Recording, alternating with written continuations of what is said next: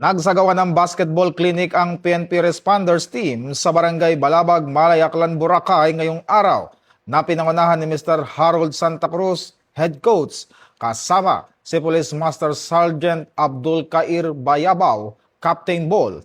Dinilawan ito ng 20 kabataan may edad 10 hanggang 16 na taon na nagkaroon ng pagkakataong matuto ng basic basketball skill, drills at teamwork exercises. Layunin ng aktibidad na mahikayat ang mga kabataan sa sport, paunlarin ang kanilang kakayahan sa larangan ng palakasan at itaguyod ang disiplina, teamwork at sportsmanship.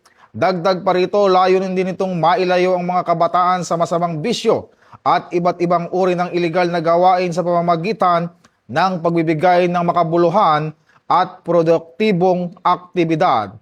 Ayon sa organizer, bahagi ito ng patuloy na advokasya ng PNP Responder Team na magatid ng mga programang naglalayong hubugin ang kabataan tungo sa positibong direksyon at mas maayos na kinabukasan. Ito ang bagong PNP para sa bagong Pilipinas, serbisyong mabilis, tapat at nararamdaman. 2, 3.